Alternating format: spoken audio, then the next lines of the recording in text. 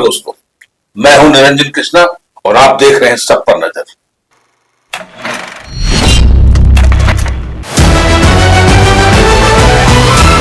बंगाल में बीजेपी की बढ़त पर धनबाद में जश्न। सांसद ढुल्लू महतो ने बांटी मिठाई और सबको झालमुड़ी खिलाया। धनबाद पश्चिम बंगाल में विधानसभा चुनाव के रुझान में भाजपा की बढ़त की बाद सोमवार को धनबाद स्थित सांसद कार्यालय में जश्न का माहौल देखने को मिला।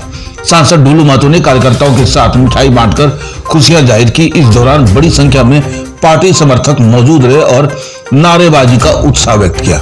मीडिया से बातचीत में सांसद ढुल्लू महतो ने कहा कि बंगाल की जनता बदलाव के लिए तैयार थी और उन्होंने अपना जन आदेश दे दिया।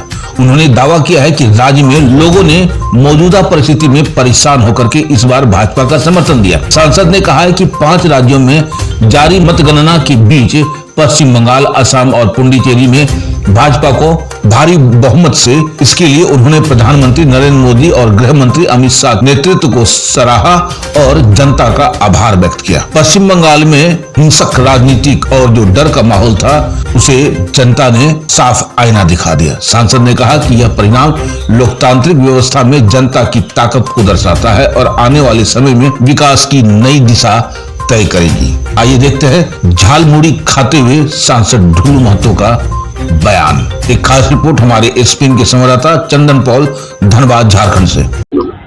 झाल लगा है ममता दीदी को, तभी तो आज झाल लगा तो सब बिखर गया। सबसे पहले तो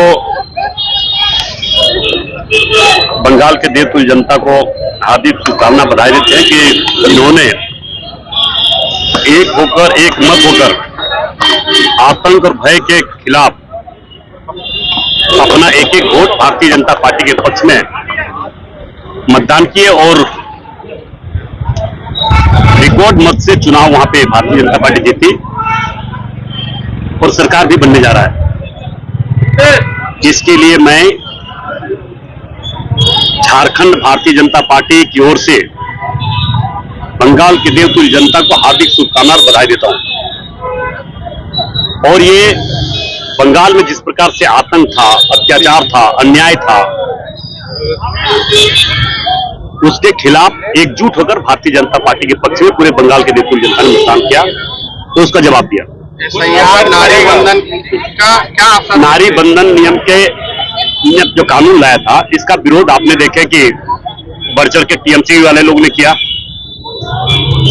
कांग्रेस ने किया और उसका जवाब पूरे देश के सभी मातृशक्ति ने इस चुनाव में, बंगाल के चुनाव में, असम के चुनाव में, पुडुचेरी के चुनाव में अपना एक वोट भारतीय जनता पार्टी के पक्ष में, जो मां बहनों का सिर पर सेवा करने का काम, उनका हक और अधिकार करने की बात अगर भारतीय जनता पार्टी करती है तो इसलिए भारतीय जनता पार्टी को वोट दिया। निश्चित तौर पर ममता दीदी घुसपैठियों के बदौलत वो सरकार बनाना चाहती थी और भारतीय जनता पार्टी सदैव राष्ट्र हित में राष्ट्र को शक्ति को मजबूत करने के लिए आगे बढ़ रहा है और आगे बढ़ा रहा है। इसलिए आज पूरे राष्ट्र शक्ति एक तरफ और घुसपैठिया एक तरफ, राष्ट्र शक्ति का आज एक होकर, एक मत होकर भारतीय जनता पार्टी के पक्ष में मतदान किए।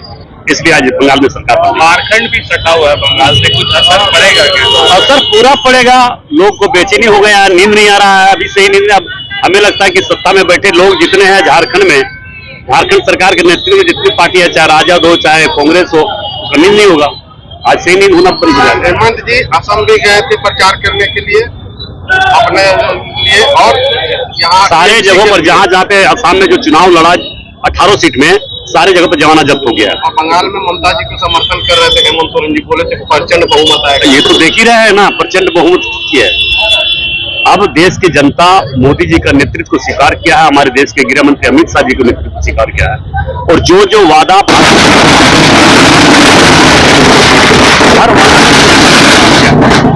हर एक वादा को पूरा करने का काम किया और जो वादा किए हैं उस वादा को भी पूरा करने का काम करेंगे। झारखंड में क्या असर देखते हैं इस चुनाव से? देख लीजिए, बहुत जल्द यहाँ पे भी आपको असर मिलेगा देखने को। चलिए, भारत ने आज एक इतिहास लिख दिया है। शायद कोई नहीं जानता था कि पश्चिम बंगाल में ममता दीदी का इतना बुरा हर्ष होने वाला है। अब सवाल उठता है कि हिंदू मत तो जाग चुके हैं, जश्न भी बना रहे हैं, लेकिन बाकी का क्या? बाकी का तो सीधा सुपड़ा साफ हो गया। आपका क्या कहना है? देखिए, निश्चित रूप से जिस तरह से वहां पर आम जनता आतंकित थी ममता बनर्जी के शासन में, इससे पहले वामपंथी शासन को हटा करके ममता बनर्जी को तृणमूल कांग्रेस को शासन दिया था, लेकिन उससे वहां की जनता एकदम त्रस्त थी और इसका पुरजोर विरोध करके वहां की आम जनता, आम नागरिक और साबित कर दिया कि किसी का भी कुचक्र नहीं चलेगा, जो शासन अच्छा से करेगा, सभी जाति संप्रदाय के सभी लोगों की बात करेगा, वो उसी का शासन होगा, और साबित कर दिया। इसलिए भारतीय जनता पार्टी वहां पर आई। लेकिन सर, ममता दीदी का कहना है कि भाई 2 लाख जो है सीआरपीएफ को खड़ा कर दिया था, इसलिए डर के मारे जो है हम हार गए। ऐसे डर से जब वोट देना है जनता को, जनता ने उपजा करके वोट दिया फेयर इलेक्शन कराने के लिए। ऐसा नहीं कि बंगाल में सभी जगह में सीआरपी और सीआईएसएफ और पुलिस तैनात रहती है ताकि फेयर इलेक्शन हो सके, और इसमें फेयर इलेक्शन हुआ। फेयर इलेक्शन में वो हारी है बुरी तरह, उनको स्वीकार करना चाहिए। इसमें संकोच की कहाँ गुंजाइश है? जनता को वोट देना है, सीआरपीएफ थोड़ी वोट दी है। मुख्यमंत्री कौन बन रहे हैं? मुख्यमंत्री तो केंद्रीय नेतृत्व ही बता पाएंगे, हम लोग तो यहाँ बताने में समर्थ हैं। अब जनता जनार्दन को आप क्या संदेश दे रहे हैं? हम निश्चित रूप से वहाँ के हम लोग विश्वास व्यक्त करते हैं कि भारतीय जनता पार्टी के नेतृत्व में वहाँ पर सभी आम जनता के बेरोजगारी दूर करने के लिए और वहाँ का चहुमुखी विकास के लिए भारतीय जनता पार्टी की शासन काम करेगी। चलिए, बहुत बहुत धन्यवाद। बहुत अपना परिचय भी दे दीजिए। श्रवण राय, जिलाध्यक्ष भारतीय जनता पार्टी धनबाद महानगर। Thank you. हमारे बीच में भारतीय जनता पार्टी के जुझारू नेता हैं, जोशीले हैं, नौजवान हैं, और ये सदैव जो है एक पैर पे खड़े रहते हैं जनता की सेवा करने के लिए। लेकिन ममता दीदी का क्या?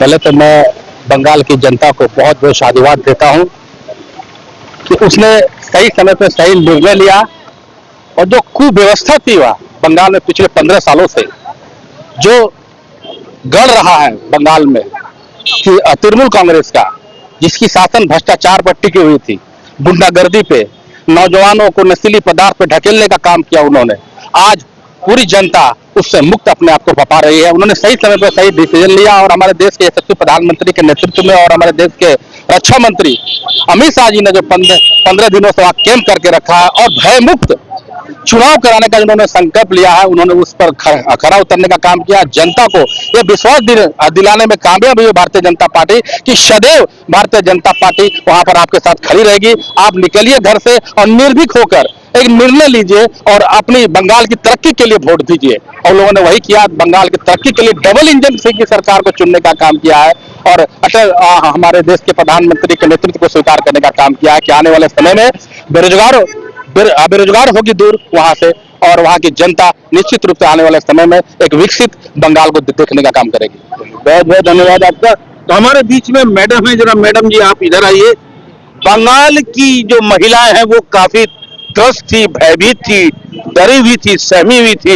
उन्हें लग रहा था कि बंगाल में हमको रहना चाहिए अथवा नहीं रहना चाहिए, लेकिन अब बंगाल की महिला का क्या कहना है, जरा आप बताइए। अब बंगाल की महिला का कहना है कि अब हम स्वतंत्र हैं। जो डरी हुई महिला थी हमारे भाजपा सरकार में हमेशा से ही स्वतंत्र है।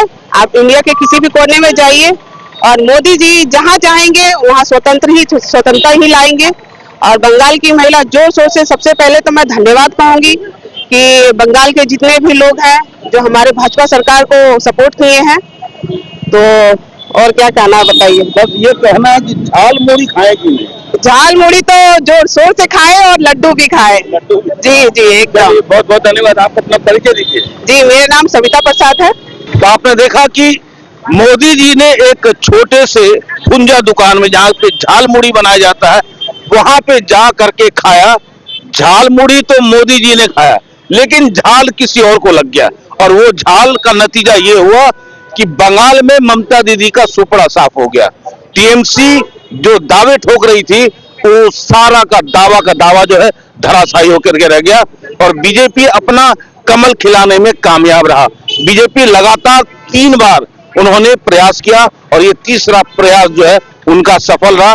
उनकी राजनीति, उनकी रणनीति, उनकी कूटनीति इस बात का गवाह है कि ममता जैसे गढ़ में सेंधमारी करना कोई आसान काम नहीं था, लेकिन वो भी करके दिखाया।